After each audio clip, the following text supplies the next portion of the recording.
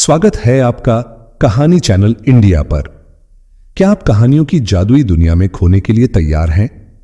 हमारी कहानियों में आपको मिलेंगी सदियों पुरानी लोक कथाएं, रोमांचक रहस्य, दिल को छू लेने वाले किस्से और डरावनी कहानियां जो रोंगटे खड़े कर देंगी। कहानी चैनल इंडिया आपको सुनाएगा वो कहानियां जो दिल और दिमाग पर गहरी छाप छोड़ जाएंगी। तो तैयार हो जाइए एक अनोखी और अद्भुत यात्रा के लिए। अभी सब्सक्राइब करें और हमारे कहानी परिवार का हिस्सा बने। शहजादी ने सुल्तान और हैरन के 49 शहजादों को कहानी सुनाना शुरू किया। उसने बताया कि मैं काहिरा के पास के द्वीप लखनऊ के बादशाह की बेटी हूं। मेरे अब्बा ने सालों दुआ की थी, जिसके बाद मैं पैदा हुई। मुझे उन्होंने राजनीति, घुड़सवारी और राज्य को चलाने के लिए जरूरी अन्य सभी कौशल की तालीम दी। उनकी ख्वाहिश थी कि उनके बाद मैं ही लखनऊ के सभी कामकाज देखूं। शहजादी ने आगे कहा कि एक दिन मेरे अब्बा शिकार खेलने के लिए जंगल गए। जाते जाते वो घने जंगल में पहुंच गए। वहां जाकर उन्होंने एक बड़े शरीर वाले आदमी को देखा, जिसके पास एक औरत और छोटा बच्चा बैठे रो रहे थे। वो आदमी खूब सारा खाना खाने के बाद उस औरत पर शादी करने का दबाव डालने लगा। वो लड़की नहीं मानी तो वो उस पर नाराज हुआ। मेरे पिता दूर से वो सब देख रहे थे। उन्होंने जैसे ही देखा कि वो आदमी उस लड़की पर हाथ उठाने वाला है, तो उन्होंने अपनी कमान से तीर छोड़ दिया, जो सीधे उस आदमी के सीने पर जाकर लगा। उसी वक्त राक्षस की मौत हो गई। मेरे पिता ने उस औरत से उसकी कहानी पूछी।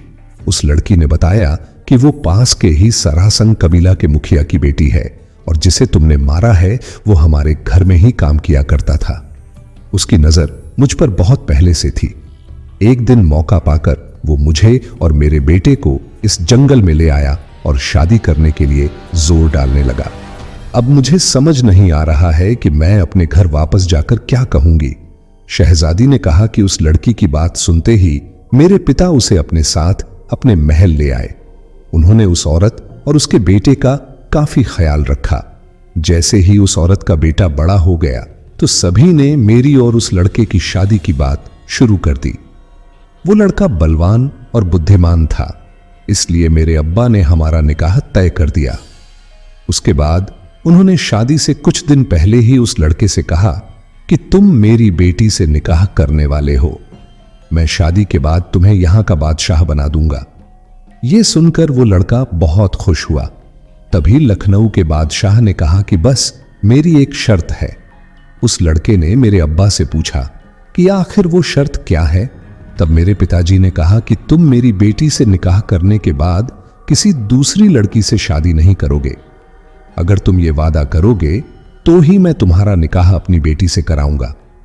ये सुनते ही उस लड़के को गुस्सा आ गया। उसने कहा कि वो होने वाला बादशाह है और बादशाहों की कई पत्नियां होती हैं। इतना सुनते ही बादशाह ने वो निकाह तोड़ दिया। इससे उस लड़के को इतना गुस्सा आया कि उसने मेरे पिता को जान से मार दिया। फिर वो मुझे मारने के लिए ढूंढने लगा। तभी मंत्री ने मुझे एक गुप्त रास्ता दिखाकर वहां से भागने के लिए कहा। मैंने भी ठीक वैसा ही किया। मैं भागकर एक जहाज में बैठ गई। तभी नदी में इतना तेज तूफान आया कि जहाज डूब गया। किसी तरह से मैं बचकर नदी के किनारे पहुंच गई। वो एक सुनसान जगह थी। वहां दूर दूर तक कोई भी नहीं था। मैं जोर जोर से रोने लगी। एक दिन बाद वहां कुछ लोग आए। उन्होंने मुझसे मेरे बारे में पूछा, लेकिन डर कर मैं और ज्यादा रोने लगी। उसके बाद एक घोड़े में एक लड़का आया और मुझसे फिर सवाल करने लगे। उसने मुझसे कहा कि वो शहजादा है और वो मेरी मदद करना चाहता है। मैंने उस पर भरोसा करके उसे सब कुछ बता दिया। तब वो तुरंत मुझे अपने घर ले गया और अपने परिवार से मिलवाया। कुछ समय बाद उस लड़के के घर वालों ने मेरी और उस लड़के की शादी करवा दी। शादी के पहले दिन ही उसके राज्य में दुश्मनों ने हमला कर दिया। कुछ ही देर में उन्होंने उस राज्य के सभी लोगों को मार दिया। किसी तरह मैं और मेरा पति वहां से भाग गए। हमें पास की ही नदी में एक नाव दिखी। हम तुरंत उस पर बैठ गए। हवा का रुख उल्टा और तेज था, इसलिए हमारी नाव किसी गलत दिशा की ओर चली गई। तभी सामने से एक बड़ा सा जहाज आ रहा था। हमने उनसे मदद मांगी।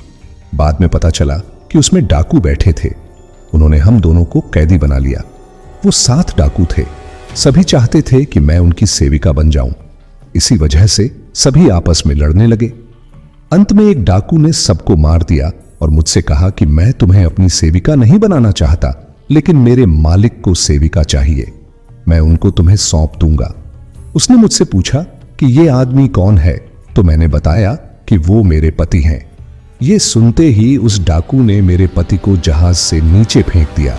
शहजादी ने आगे कहा कि तभी उस समुद्र में वो राक्षस आ गया जिससे सुल्तान आपने मुझे बचाया। वो मुझे उस डाकू से छुड़वाकर यहां जंगल की इस गुफा में ले आया। शहजादी की इस कहानी को सुनते ही सुल्तान ने कहा कि तुम अब सुरक्षित हो। मेरे साथ जो 49 युवा लड़के हैं वो सभी हैरन के शहजादे हैं। तुम इनमें से किसी से भी शादी कर सकती हो। शहजादी ने सुल्तान से कहा कि मैं अगर शादी करूंगी तो सिर्फ आपसे ही। आपने ही मेरी जान बचाई है। सभी शहजादों ने इस बात को मान लिया। सबने खुशी खुशी दोनों की शादी करवा दी। खुशी के मारे सुल्तान ने भी अपना सच सबको बता दिया। सुल्तान ने कहा कि मैं भी एक शहजादा ही हूं।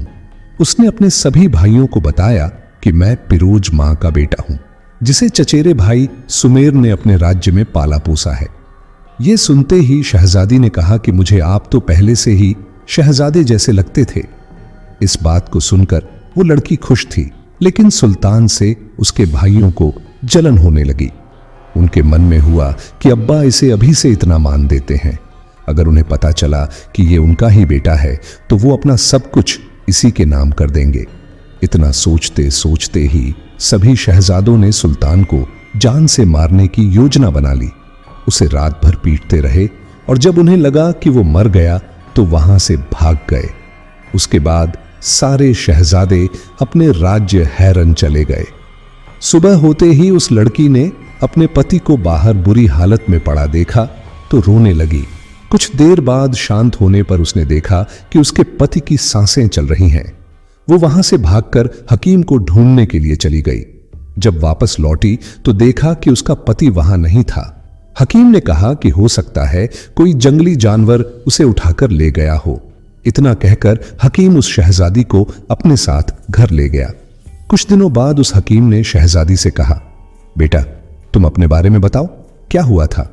उसने रोते हुए अपने पिता और पति की मृत्यु, राक्षस और अपने नए पति सुल्तान के बारे में सब कुछ बता दिया। वो हकीम सुल्तान और उसकी मां को जानता था।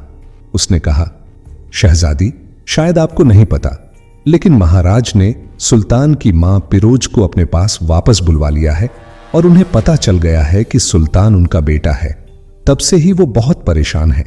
इतना कहकर उस हकीम ने कहा कि चलो मैं तुम्हें हैरन राज्य ले चलता हूं। शहजादी ने कहा, ठीक है, मैं उन सभी शहजादों के बारे में बदाशाह को बता दूंगी। हकीम ने लड़की को सतर्क करते हुए कहा कि ऐसा बिल्कुल मत करना। अगर तुम्हें शहजादों ने देख लिया तो वो तुम्हें भी मार डालेंगे। पहले मैं जाकर बादशाह की पत्नी यानी सुल्तान की मां से मिलकर उन्हें जब कुछ बता दूंगा। हैरन पहुंचकर हकीम किसी तरह से मलिका पिरोज से मिला और उन्हें सुल्तान, उसकी पत्नी, राक्षस के साथ ही अन्य सभी बातें बता दी। ये सब जानकर पिरोज के आंखों से आंसू निकलने लगे। उसने हकीम से कहा कि तुम कल मेरी बहू को यहां ले आना, मैं उससे मिलना चाहती हूं। हकीम वहां से चला गया और बेगम पिरोज रोते रोते बेहोश हो गई। इस बात की खबर मिलते ही बादशाह पिरोज से मिलने आए और तबीयत खराब होने का कारण पूछने लगे। बेगम पिरोज ने हकीम द्वारा बताई गई सारी बातें बादशाह को बता दी। ये जानते ही बादशाह ने अपने सभी 49 बेटों को सुल्तान को मारने के आरोप में कारागार में बंद करने का आदेश दे दिया। सैनिकों ने बादशाह के आदेश का पालन करते हुए सभी शहजादों को कारागार में डाल दिया। सुबह होते ही हकीम सुल्तान की पत्नी को लेकर महल पहुंच गया।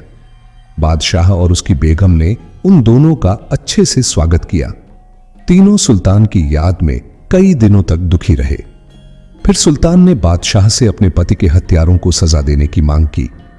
बादशाह ने तुरंत सभी शहजादों को 4 दिन बाद मौत की सजा देने का ऐलान कर दिया।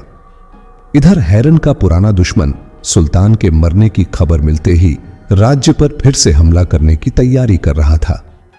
उसने तैयारी खत्म करते ही राज्य पर हमला कर दिया। कुछ देर हैरन के सैनिक उनसे लड़ते रहे, लेकिन वो उन्हें राज्य पर घुसने से रोक नहीं पाए।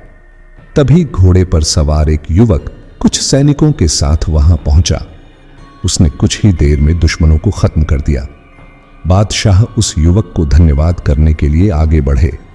तभी बादशाह ने देखा कि वो कोई और नहीं, सुल्तान ही है। सुल्तान को देखते ही बादशाह ने उसे गले लगा लिया। उसे जिंदा देखकर बादशाह इतने खुश थे कि उनके मुंह से कुछ आवाज नहीं निकली। सुल्तान ने खुद ही कहा, मैं आपका बेटा हूं। सबने मुझे मरा हुआ समझ लिया था, लेकिन मुझे एक किसान जख्मी हालत में उठाकर अपने गांव ले गया था। उसने मेरा इलाज किया और मैं ठीक हो गया। जब मैंने अपने राज्य वापस आने की सोची तो पता चला कि हैरन का दुश्मन हमारे राज्य पर हमला करने वाला है। तब मैंने गांव के नौजवानों को लड़ाई करना का परीक्षण दिया और सबको अपने साथ यहां लेकर आ गया। ये सब सुनकर बादशाह ने उसे अपने महल जाकर मां से मिलने को कहा। सुल्तान वहां जाकर मां से मिला और वहां अपनी पत्नी को भी देखकर खुश हो गया। तभी बादशाह वहां पहुंचे और उन्होंने कहा कि सुल्तान, तुम बहुत साहसी हो। राक्षस से तुम्हारी लड़ाई और अन्य सारी चीजें मैं जानता हूं। सुल्तान ने कहा कि अब्बा, आपको ये सब भाइयों ने बताया होगा ना। गुस्से में बादशाह ने सुल्तान से उनका नाम न लेने को कहा। सुल्तान की मां ने उसे बताया कि हम सबको पता है कि तुम्हें मारने की कोशिश किसने की थी। अब तुम्हारे सभी भाइयों को सजा मिलेगी। उनको बादशाह मृत्यु दंड सुना चुके हैं। यह सुनकर सुल्तान ने बादशाह से कहा कि वो आपके बेटे और मेरे भाई हैं, इसलिए उन्हें छोड़ दीजिए। हां, उन्होंने काफी बड़ा गुनाह किया है, लेकिन उन्हें एक मौका मिलना चाहिए। सुल्तान की बात मानकर तुरंत बादशाह ने सैनिकों से शहजादों को बंदी गृह से उनके पास लाने के लिए कहा। जैसे ही सारे शहजादे वहां पहुंचे, सुल्तान ने उन्हें गले से लगा लिया। ये सब देखकर बादशाह ने खुश होकर सुल्तान को राज्य का युवराज घोषित कर दिया। फिर बादशाह ने युवराज सुल्तान की जान बचाने वाले किसान और उनकी बहू को वहां लाने के लिए हकीम को काफी सारा इनाम दिया। इतनी कहानी सुनाकर शहरजाद चुप हो गए। दुनियाजाद ने उसके किस्से की काफी प्रशंसा की। ये सुनकर शहरजाद ने कहा, मेरे पास ऐसी ही मनोरंजक एक और कथा है। अगर बादशाह मुझे जान से न मारे तो मैं कल सुबह उन्हें वो कहानी सुनाना चाहूंगी। बादशाह ने अनुमति दे दी। इस कहानी को जानने के लिए दूसरी स्टोरी सुने।